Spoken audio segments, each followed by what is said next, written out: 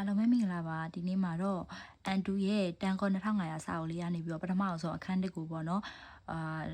တင်ပြပေးမှာဖြစ်ပါတယ်ဒီစာအုပ်လေးကကျွန်တော်တကယ်ကိုပဲကောင်းတယ် GMBD အတွက်ဆိုရင်လည်းဒါလေးကလုံလောက်တယ်ဒီစာအုပ်တော့ရတာပြီဆိုရင်ဆောင်းဝဲအတွက်မီးနင်းကတကယ်ကိုမှလုံလောက်ပါတယ်ပေါ့နော်အဲ့တော့ဒီနေ့ကျွန်တော်နဲ့အတူတူဒီရဲ့အခန်းတစ်ခုပေါ့နော်အတူတူလေ့လာကြည့်ရအောင်အခန်းတစ်ရဲ့သူကဆက်ရှင်1မှာကသူက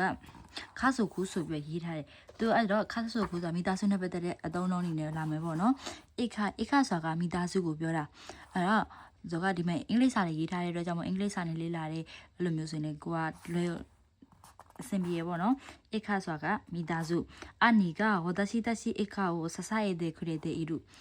အကိုကငါတို့ရဲ့တမိသားစုလုံးကိုကျွန်တော်တို့ရဲ့တမိသားစုလုံးဆက်ဆက်ရည်တဲ့ခရစ်တီလူဆိုတာထောက်ပံ့နေအကိုကအလုပ်လုပ်ပြီးတော့အလိုမျိုးပေါ့နော်တမိသားစုလုံးအတွက်အလုပ်လုပ်ပြီးနေရပတ်စံရှာပြီးနေအဲ့လိုမျိုးမှာဆက်ဆက်ရည်တဲ့ခရစ်တီလူကိုပြောတယ်နောက်တော့ကိုကအာရိကတိုင်းဆိုတာကကျေးဇူးတင်တာခါဆိုကူကဟွန်တိုနီအာရိကတိုင်းဆွန်ဆန်တိုင်းဆိုတာကတကယ်မိသားစုကိုတကယ်ပဲကျေးဇူးတင်တယ်ဒီမိသားစုမှာရှိနေတဲ့အတွက်ကြောင့်မို့မိသားစုကိုကျေးဇူးတင်နေတယ်ဆိုပြီးတော့အာရိကတိုင်းကကျေးဇူးတင်တာအဲ့ပြီးတော့မူခီအာဦးဆိုတာကကျတော့မျက်နှာမူတာမူခီအာဦးကမျက်နှာမူတာခါစုကူမင်းနာတဲ့မွန်တိုင်းနီမူခီအတ်တဲ့လို့ဆိုတာမိသားစုတွေအကုန်လုံးပေါ့နော်ပြဿနာကိုပဲဥတီနေတယ်ပြဿနာကိုဖြေရှင်းဖို့အတွက်ဒီပြဿနာအတွက်ကိုပဲဥတီနေရဲဆိုပြီးပြောတာစုခုဒိုဆိုတာကလေးလေးနက်နက်စုခုဒိုဆိုတာကလေးလေးနက်နက်အဲ့ဒီတူကထည့်လေရတယ်မထည့်လေပဲရတယ်စုခုဒိုဆိုရင်လည်းလေးလေးနက်ပဲစုခုဆိုရင်လည်းပဲလေးလေးနက်နက်ကိုပြောတာဆိုင်ခင်အခုတလောခါစုခုနော်အာဒီကာတာစာကိုစုခုတို့ခံကြည့်လို့ဆိုတာအခုတလောပေါ့နော်မိသားစုရဲ့ကျေးဇူးတွေမိသားစုတွေရဲ့ကျေးဇူးတင်မှုကိုလေးလေးနက်နက်နဲ့ခံစားရတယ်ဆိုပြီးပြောတာနောက်တစ်ခါကျယာရှိနာဦးကပြုစုပြောထောင်တာယာရှိနာဦးပြုစုပြောထောင်တာရှိဝအိရှောခံမေနီဟာတာရာဤတဲ့ခါစုကိုယာရှိနာတဲ့ဤလို့ဆိုတာကကြောအဖေကတဲ့အစွမ်းကုန်အလုံးလုံးနေပြီးတော့မိသားစုကိုယာရှိနာတဲ့ဤလို့ဆိုတာကျွေးမွေးဆောက်ရှောက်ပြီးတော့ပေါ့နော်ပြိုးထောင်တာကိုပြောတာရရှိနာဦးကကျွေးမွေးဆောက်ရှောက်တာလို့ကျွေးမွေးပြုစုတာလို့လည်းပြောတယ်ပြုစုပြောထားတာလို့လည်းသုံးတယ်။နောက်ကယခုမဲကတာဝန်ယခုမဲဆိုတာကဂျူတီတဲ့တာဝန်ခိုတိုမိုကိုဆွတ်တတဲ့လူခိုတိုကအိုယာနော်ယခုမဲတာကလေးတွေကိုပြိုးထောင်နေဆိုတာကမိဘတွေရဲ့တာဝန်ပဲလို့ပြောတာ။နောက်တော့ကအမအေလူကရွှဲတာအီမိုတိုဝါခိုတိုမိုနော်ခိုရခါတာညီမလေးကကလေးဘွားတုံးကလေးကနေပြီးတော့မာတဲ့ဟာနီအမအေတဲ့ဤတို့အမေကိုပေါ့နော်ရွှဲတယ်ညီမလေးကအငယ်လေးကလေးကအမေကိုရွှဲတာဆိုပြီးပြောတာဒါကအဲ့ဒီအောင်မှသူကဒီမှာတစ်ခုထည့်ရတာအာမာယာခါဆုဆိုတာကအလိုလိုက်တာအမေကညီမလေးကိုအလိုလိုက်တယ်ဆိုတဲ့အခါမှာဆိုရင်အာမာယာခါဆုကိုသုံးနေနော်အာမာယေဒူမဟုတ်ဘဲနဲ့အာမာယာခါဆုဖြစ်သွားတာနောက်တစ်ခုကကျတော့စေကန်ရှိတာစုစေခန်းရှိတာစုဆိုတာကကျတော့ logi လမ်းစေကိုမသိပဲစေခန်းဆိုတာကကျကဘာရဲ့အကြောင်းအရာတွေပေါ့နော်ရှိဝါဆိုတာမသိပဲနဲ့စီနီအိုမာအေဝစေခန်းရှိတာစုတာတော့ယူရတဲ့တာအဖေကနေပြောနော်အိုမာအေဆိုတာကနင်းအဖေကနေပြောကိုပြောလိုက်တယ်နင်းလူကျင်ဝင်တွေကိုလည်းမသိပဲနဲ့ဆိုပြီးတော့ကိုပြောတယ်ဤရတဲ့တာစာကပြောချင်းခံခဲ့ရတယ်တဲ့နောက်တစ်ခါကျရှစ်စွတ်ခဲစာကစီမြင့်ရှစ်စွတ်ခဲကစီမြင့်ခိုတိုမိုနော်ရှစ်စွတ်ခဲကအိုယာနော်ဂီမှုတာစာကလေးတွေရဲ့စီမြင့်စီကံပေါ့နော်ကလေးတွေစီကံရှိတယ်မရှိဘူးဆိုတာမိဘတွေရဲ့တာဝန်ပဲဟုတ်တယ်မလားကိုကြီးဆိုလေတာသမီမကောင်းမိဘကောင်းဆိုလို့ပြောတော့ပဲတာသမီရဲ့စီကံမရှိဘူးဆိုရင်မိဘတွေရဲ့တာဝန်ပေါ့နော်မိဘစီကံရှိအောင်လုပ်ပေးရမယ်ဆိုတဲ့ပုံစံမျိုးပြောချင်တာရှစ်စွတ်ခဲကစီမြင့်ကိုပြောတာတဲ့နောက်ပြီးအီစွတ်ခဲတို့အီဆိုခဲတို့ကတဲပြောတာကိုပြောတာနောက်ကအာနီဝအကိုကအီမိုတိုနော်အီတာဆူရာကိုဆိုတာကညီမလေးရဲ့အီတာဆူရာကိုဆိုတာကကြောညီမလေးရဲ့အဲ့လိုအပြစ်တွေပေါ့နော်သူညီမလေးကမကောင်းတာလုပ်နေတယ်အဲ့လိုမျိုးအရာတွေညီမလေးရဲ့အပြစ်တွေကိုဟာနီအီဆိုခဲတာစာကအမေကိုပြောခဲ့တယ်အီဆိုခဲတူစာကကျတော့ပြောတာနောက်ကတော့ဂျီရီဆူဆူဂျီရီဆူစာကကိုပိုင်ရက်တီတာဂျီရီဆိုတာကိုပိုင်ရက်တီခြင်းပေါ့နော်ဆူတူပေါင်းလိုက်တော့ဘာဖြစ်သွားတော့ဂျီရီဆူကိုပိုင်ရက်တီခြင်းအာနီဝဂျီရီဆရှိတဲ့ကိုရက်တီပြီးတော့ပေါ့နော်ဟီတိုရီကူရာရှိကိုရှိတဲ့လို့ဆိုတာဘယ်လိုပြောမလဲအကိုကိုစူးစားကိုရှိတာဘောကိုရက်တီပြီးတော့တယောက်တည်းနေနေတယ်လို့ပြောတာနောက်တစ်ခါကျအီဒါစုကကျတော့ထုတ်ပြောတာစပြောတာကိုပြောတာ stat saying ဆိုပြီးရေးထားတယ်နော်အဲ့တော့ imoto ကအမေရိကန်နီကိုကခုလူကခုစတိုင်းတို့အီဒတ်တာစာကကြောင့်ညီမလေးကအမေရိကမှာပေါ့နော်ကောဆိုတာကဘာသာစကားအတင်နဲ့လူကခုဆိုတာနိုင်ငံခြား ဘာသာစကားဟိုမှာနိုင်ငံခြားမှာသွားသိကျင်နေဆိုပြီးတော့မှ तू ကစပြီးပြောလာတယ်တဲ့နောက်တစ်ခုကကျတော့ ishi ဆိုတာကကျတော့အမြင်ကိုပြောတာအိုယာနီဂျီဘွန်နော် ishi ကိုစတာအေရူနော်ဝမူဇူကစီမိဘကိုကိုယ့်ရဲ့အမြင်ထင်မြင်ချက်တွေကိုပြောဖို့ဆိုတာကခက်ခဲတယ်တဲ့နောက်တစ်ခုကကျတော့ဆွန်ရှောဆူရူဆိုတာကကျတော့လေးစားတာလျော်ရှင်ဝဤဆုံဝါတရှိနော်ဤခံကိုဆွန်ရှောတေရူအလေးထားပြီးရပါတော့သူကမိဘကားတဲ့အမြင်တမ်းပေါ့နော်ငါရဲ့ဤခံထင်မြင်ချက်တွေကိုမှဆွန်ရှော့တေခူရေလူစားကကြောအလေးထားပြီးတယ်ငါဘလို့ထင်တယ်ကိုဘလို့ထင်တယ်ဆိုတဲ့အကြောင်းအရာကိုမှမိဘတွေအော်သူဒီလိုထင်တာပဲမိဘအလေးထားလုပ်ပေးရပါတော့အဲ့ဒါမှဆိုရင်ဆွန်ရှော့ဆူရူကိုတောင်းတယ်နောက်ကကြောဆက်တုခုဆူရူစားကကြောဘယ်လိုပြောမလဲ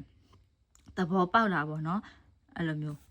နားလေပြီးတာဆက်တုခုဆူရူနားလေပြီးတာပဲရှိဝါဝါတာရှိနော်လျူကခုနီဟန်တန်တတကဆာအဖေအားပေါ့နော်ကိုကနိုင်ငံခြားပညာတော်တင်သွားမအောင်အဖေကတော့စန့်ကျင်နေပေမဲ့လေတဲ့အမေကစိတ်တခုတေခုလေးစားအမေကကျတော့သဘောတူပေးတယ်နားလေပေးရပေါ့နော်အဲ့လိုမျိုးမှစိတ်တခုတေ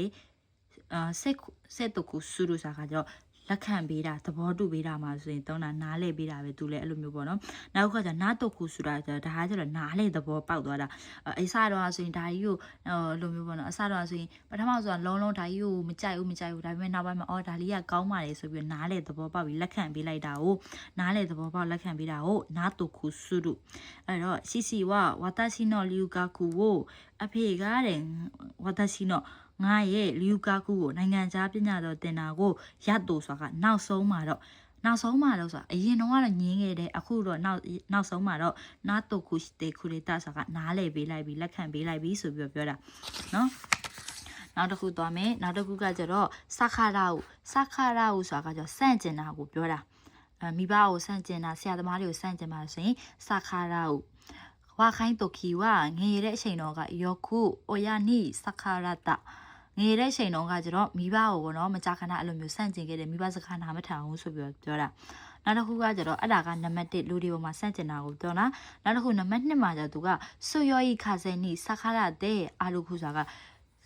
ပြင်းထန်တဲ့လေကျန်းနေကိုမှစန့်ကျင်ပြီးတော့သွားတယ်ဆိုတာသိမလားအဲ့လိုမျိုးကိုကမြောက်ရက်ကိုသွားတယ်အဲ့ဒီလေကမြောက်ကနေပြီးတော့တောင်လာတယ်ကိုကတောင်ကနေမြောက်ကိုသွားတယ်လို့မျိုးဆန့်ကျင်ပြီးတော့သွားတဲ့ခါမှာဆိုရင်စခါလာကိုလည်းတုံးတယ်နောက်တစ်ခုကကျတော့ဟန်ဆေးဆိုတဲ့ကကျတော့ကိုစမ်းစစ်တာကိုတုံးတက်တာပေါ့နော်ဟန်ဆေးဆိုတာကကျတော့တဲ့မူခါစီအိုယာနီစခါလာတာခိုတူအရင်တော့ကမိဘကိုဆန့်ကျင်ခဲ့တာအပေါ်ကစကလုံးလေးနော်စခါလာတာအိုမူခါစီအိုယာနီစခါလာတာခိုတူတဲ့အရင်တော့မိဘကိုစန့်ကျင်ခဲ့တဲ့အကြောင်းအရာတွေကိုအီမာဝဟန်ဆေးတေကိုပြန်လဲတုံးတက်နေရပေါ့နော်ကိုနောင်နာရသွားပြီငါဘလို့လောက်ခဲမိတာလဲဆိုကိုပြန်ပြီးတော့တုံးတက်နေတဲ့ခါမှာဆိုဟန်ဆေးဆူလူကိုတုံးနေနောက်တစ်ခုကကျတော့ဟွတ်တေအခုကကျတော့လွတ်ထားလိုက်တာလောက်ရှင်ဟာလောက်ဆိုပြီးလွတ်ပေးလိုက်တာအဲ့လိုမျိုးမှဆိုရင်ချီဝအဖေကအီစီဥရုဆိုင်အဖေကပေါ့နော်အီစီဆိုတာအမြဲတမ်းအဖေကအမြဲတမ်းဥရုဆိုင်ဆိုစုညံတယ်အဖေအမြဲတမ်းတွတ်ပြောနေရအဲ့လိုမျိုးမှဆိုရင်တော့ ਨੇ ဟုတ်တယ်အိုဤတယ်ဟိုရှိဆိုတာလွတ်ထားလိုက်ပါတော့လွတ်ထားခြင်းလိုက်တာဟာသူဘာလို့ဘာမှမပြောတော့လွတ်ထားခြင်းလိုက်တာဆိုပြီးဟုတ်တယ်အိုကူတော့ ਨੇ နောက်တစ်ခုကကျတော့ခိုင်ကောဆူရုခိုင်ကောကလို့ဆောက်ရည်တယ်မလား nas ကိုပြောတာခိုင်ကောဆူရုတဲ့အဲ့တော့ခါဆုခုမင်းနာတဲ့ဆိုဖို့ခိုင်ကောရှိတယ်လို့ဆိုတာကခါဆုခုမင်းနာတဲ့မိသားစုအကုန်လုံးကဆိုပို့စားကကြောအဖွားကိုခိုင်ကော့တေးလို့ဆိုတာအဖွားပြုစုဆောက်ရှောက်နေတယ်လှုပ်ကြွေးနေတယ်လို့ပြောတာနောက်တစ်ခါကျဟိုမူဟေဒူပါစာကဟောင်းဟေပါအိမ်တွင်းကုညီတဲ့သူကိုပြောတာပေါ့နော်ရှူနီဆန်ခိုင်တပတ်ကို3ချိန်လောက်ပေါ့နော်ဟိုမူဟေဒူပါနိခိတဲမိုရာဆိုတာကအဲ့လိုမျိုးအိမ်အလုပ်ကိစ္စတွေကိုလုပ်ကူတဲ့လူကိုခေါ်တာပေါ့နော်လာစီတယ်ဆိုပြီးတော့အိမ်လာပြီးတော့ကုညီပြီးတော့လှုပ်ခိုင်းတယ်ဟောင်းဟေဒူပါဆိုပြီးတော့နော်နောက်တစ်ခါကျ10တန်းဆဲတိုင်းဆိုတာကကျတော့မျိုးဆက်တွေကိုပြောတာเนาะဆဲတိုင်းနောက်ကဆဲတိုင်းကရှီကာကိုတိုးတဲ့မျိုးဆက်ကမတူတော့ဘူးဆိုရင်ပေါ့เนาะအဲ့လိုမျိုးဟနာစီကအာဝနိုင်ခိုတိုမိုအဲ့လိုစကားပြောဖို့ပေါ့เนาะမသိတော့စကားပြောမကောင်းတော့ဘူးဆိုပြီးအဲ့လိုမျိုးပေါ့เนาะဆဲတိုင်းကရှီကာကိုတိုးဟနာစီကအာဝနိုင်ခိုတိုမိုအဲ့လိုမျိုးဆက်တွေမတူတော့ဘူးအဲ့လိုမျိုးနောက်မျိုးဆက်တွေမတူတဲ့ချိန်မှာစကားပြောရတာလေအဲ့လိုမျိုးပေါ့နော်သုံးပုံသုံးနေပြောပုံပြောနေလည်းမတူတော့ဘူးဆိုပြီးတော့ သူကအမေရင်အောက်မေရေးထားရတယ်လားသူကအတူတူပဲညီမချင်းနဲ့ထုတ်ပြထားတယ်ဘာနဲ့လဲဆိုတော့ generation ဆိုပြီးတော့เนาะ generation ဆိုပြီးတော့တာပေါ့နော်generation မျိုးဆက်ကိုပြောတာပေါ့နော်နောက်ပြီး10တိုင်းခိုးတိုင်းဆိုတာကကျတော့မျိုးဆက်ပြောင်းလဲတာကိုပြောတာ10တိုင်းခိုးတိုင်း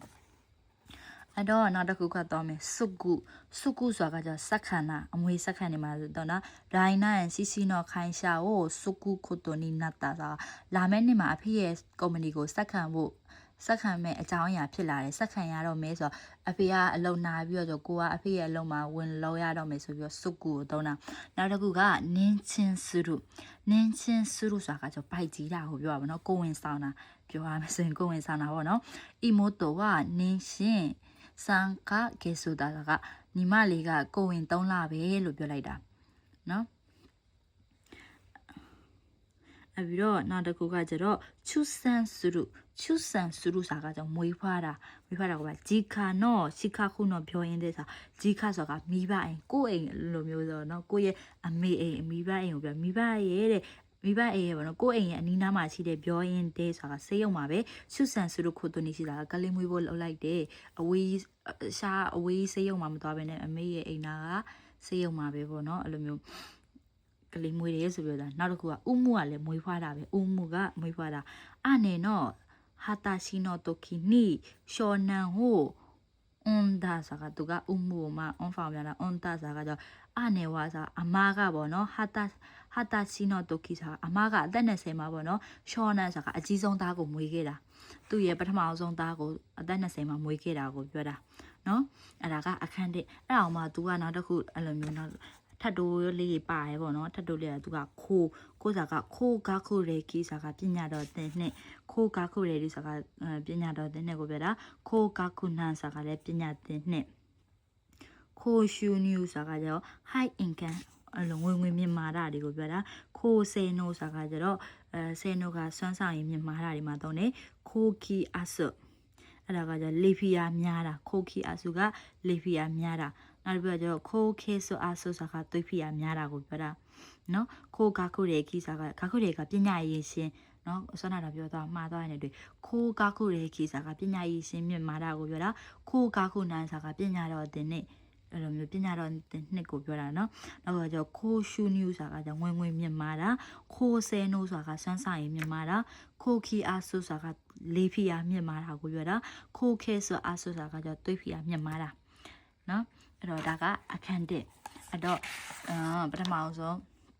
အခုတော့ဒါကိုပြန်ပြီးတော့ဗောနော်မင်းနေလေးကြီးပဲပြန်ပြပြမယ်အခါဆိုတာကကြောမိသားစုအခါကမိသားစုကိုပြောတာအာရိကတိုင်းဂျေစုတင်တော့အာရိကတိုင်းကဂျေစုတင်တော့မူခီအာဟုကညနာမှုတာမူခီအာဟုကညနာမှုတာစုကုဒိုစာကလေးလေးနဲ့စုကုဒိုစာကလေးလေးနဲ့ရာရှိနာဟုကပြုစုပြိုထောင်တာ